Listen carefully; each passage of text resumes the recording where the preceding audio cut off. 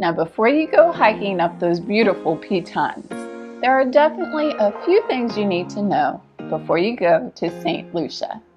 That's why in this video, we're going to share all the essential tips you need, such as currency concerns, where to stay on the island, the best time of year to visit, how to get around the island, and a full breakdown on just how safe St. Lucia is, so you know which towns to avoid where there is some rising crime. Knowing all of these tips will make planning your trip so much easier, so you can arrive prepared and ready to hit the ground running.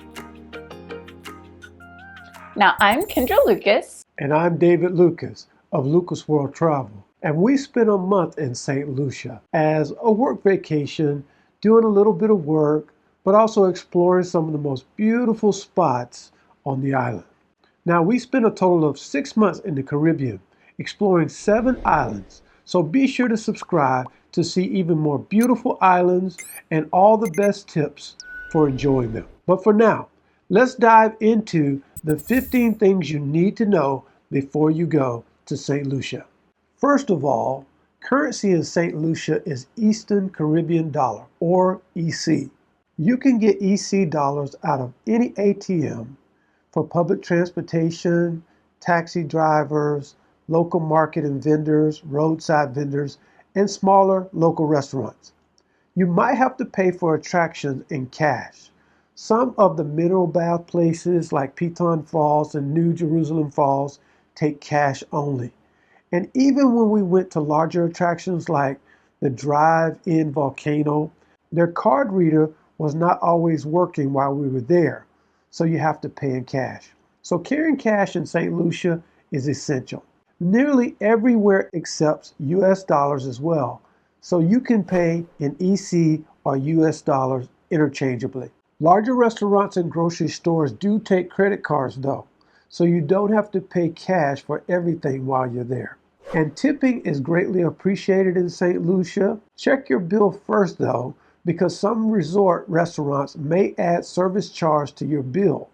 However, if a service charge is not already added, then you can tip 10 to 15% in St. Lucia. Next up, you have to know how to get around the island. And you have several options for doing that, including renting a car, hiring a taxi, and using public transport. Now, we highly recommend renting a car so you have the freedom to go everywhere on your schedule. Plus, most attractions have plenty of free parking.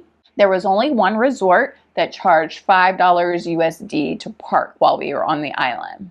However, they do drive on the left side of the road in St. Lucia, which I know can be a challenge for some drivers, but in general, the roads are decent.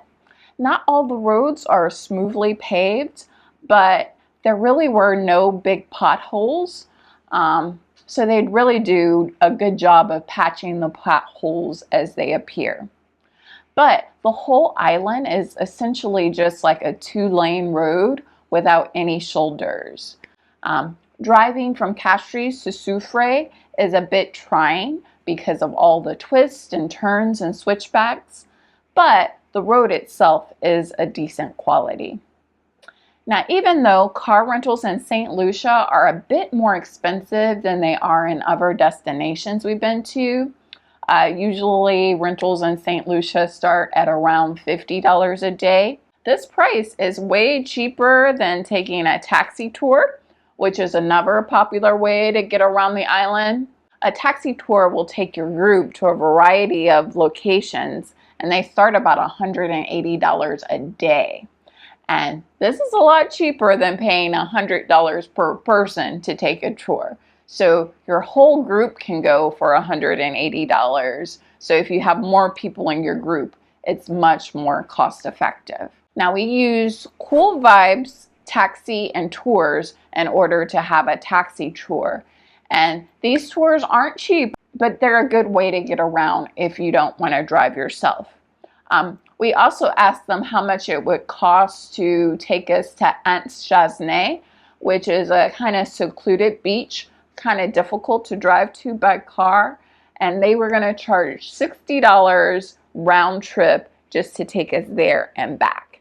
So as you can see, just to go to one destination is $60. So you might as well rent a car for the day for $50 to $60 and you can go wherever you want to for the whole day. St. Lucia also has many buses that they use as public transportation, which is a budget-friendly way to change cities and to get around the island. However, public transport doesn't really pass by all the tourist spots you're going to want to see. So you will either need to miss some major sites or you're going to have to pay a lot on taxis to see everything. Now we did use public transport to go from Castries Market to Soufrière, and this was a good option. That costs around 9 EC or $4 US. Just know that if you have big luggage, you might have to pay for an extra seat on the bus because your luggage is going to take up seating space in the bus. One thing you need to know about driving in St. Lucia, though, is that Google Maps does not work well, and the app will regularly send you down a wrong road. For example, we were driving between Soufrière and Castries. Google Maps will try to send you down ridiculous, steep, poorly maintained residential roads only to put you right back on the main road again. So the one suggestion that I have is if Google sends you down a road that looks pretty crazy, just ignore it and keep going down the main road. Chances are the app will reroute and you'll keep going down the same road you're on. Also, locals don't know how to use Google Maps to pin their locations. So our guest house or Airbnb were all listed inaccurately on Google. That's also part of the problem outside of the capital of St. Lucia. It doesn't actually have street names and street numbers. They use buildings and trees and landmarks to give directions. They don't get mail delivered directly to their homes because of that. Instead, they have to pick up their mail directly from the post office. I've never seen this done anywhere else except St. Lucia. Now, that doesn't make St. Lucia bad, it's just different. Now, don't get me wrong, we still use Google Maps on a daily basis in St. Lucia. We just knew that we couldn't trust it totally. So just don't trust Google Maps and Google blindly. Now, the best time to visit St. Lucia is during the dry season, and that's from December to May. And this is when you'll have the least chance of rain. Rainy season, however, and hurricane season happens in the months of June to November. Now, naturally, during the rainy season, it's not going to rain your whole time, not all day or not every day. However, they do get severe storms, severe hurricanes nearly yearly. Hurricanes may not hit the island directly, but they still get a lot of rain from those storms. So this is why December to May is probably your best chance to go to St. Lucia to avoid that rain, to avoid those storms. And the good thing is the temperature stays pretty steady year round. It's about 75 to 88 degrees every day. So next, how safe is St. Lucia? And the good news is St. Lucia is relatively safe. The United States Department rates St. Lucia as a level 1 country, which is the lowest and safest level you can be at. So tourists can use the usual precautions there. However, looking at the actual crime statistics, St. Lucia does have an increasing crime problem. So for a population of about 180,000 in 2023, the Royal St. Lucia Police Force reported that they had 70 murders, 223 robberies, 562 home burglaries, 166 sexual crimes. Now, I usually compare this to a town in the U.S. with a similar size. So compared to Knoxville, Tennessee, St. Lucia actually has a bit more crime.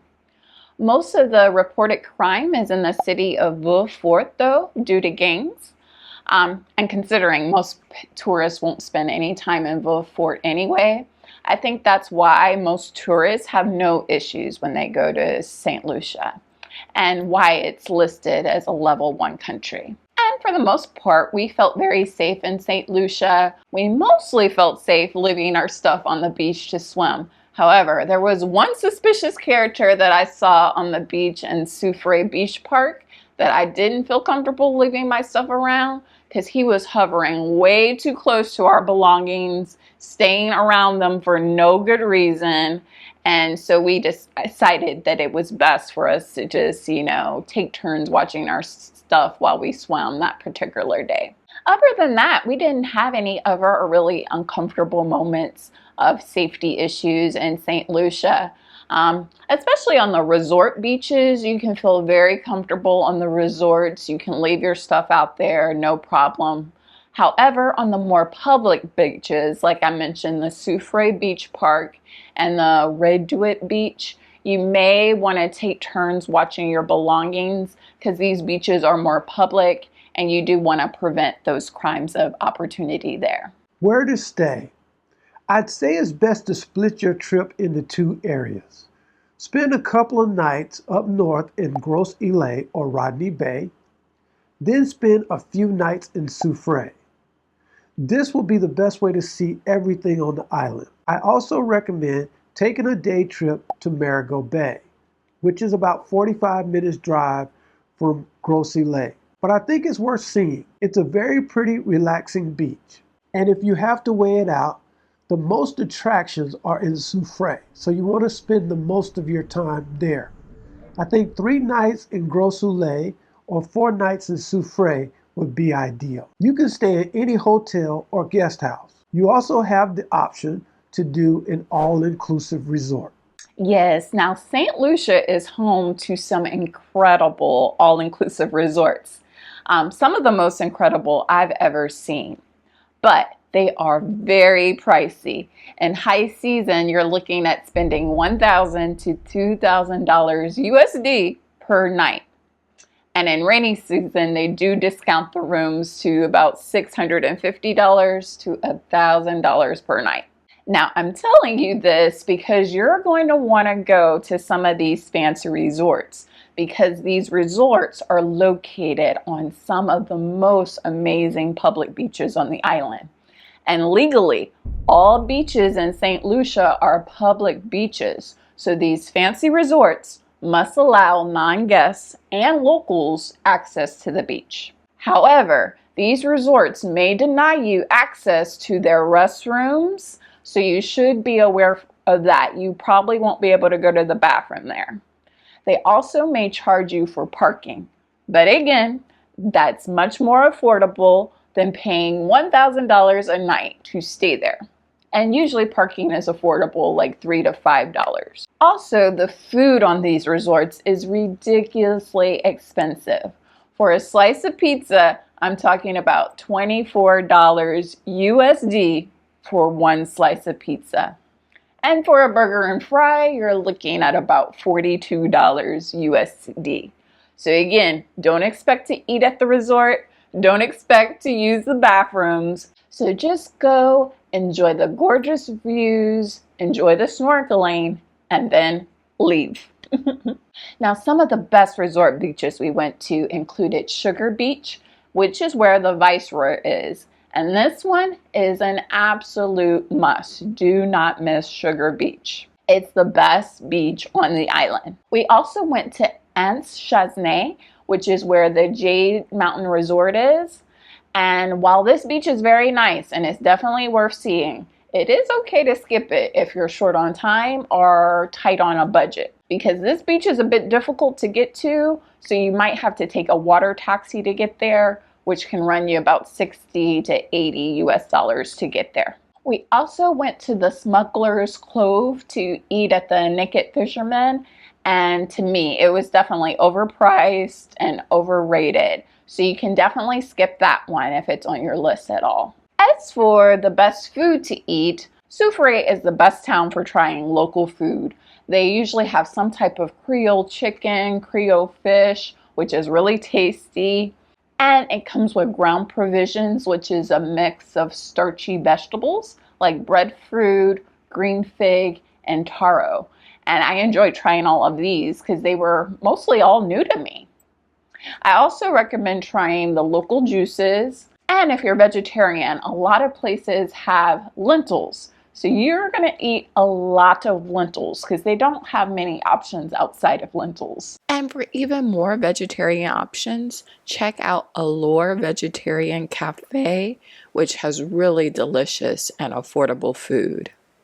And for a local beer, I recommend trying Piton beer. I'm not an avid beer drinker at all, but the Piton beer was seriously delicious and so worth trying. But if you'd like to see all of our restaurant recommendations, we're going to be coming out with our 25 things to do in St. Lucia videos soon. So definitely subscribe for that, or check the description to see if we published that video already. So next up is the water. The tap water is safe to drink in St. Lucia, so bring your reusable water bottles and fill up while you're here. You will not need to waste money on bottled water in St. Lucia. Next, the outlets in St. Lucia are the Type G British style outlets at 230 volts. So if you're coming from North America like us, you will need an adapter for that. The language is English, but you'll also hear a lot of locals speak some French Creole as well. But we had no problems communicating with anyone on the island though, so you won't have any lost in translation moments. And lastly, up to 72 hours in advance of your arrival, you can fill out your digital immigration form. And if you do that, it makes it easier and more streamlined for you to go through passport control when you arrive. Plus, it helps ensure that you're going to have all the correct documents that you need to get through passport control hassle-free and not have to be searching for things on your phone or in your bag for your documents. So we hope these tips will help make your time in St. Lucia a great one. And if you can think of anything we left off, please help your fellow travelers out and leave your essential St. Lucia travel tips in the comments below. Up next, we'll be posting our 25 things to do in St. Lucia and how expensive is St. Lucia. So be sure to like, subscribe, and ring the bell for more useful travel trips in the Caribbean. Until then though, check out our full Caribbean playlist on the right there. As always, thanks so much for watching. Thanks for sharing with all of your travel pals, and happy travel planning until next time. Bye!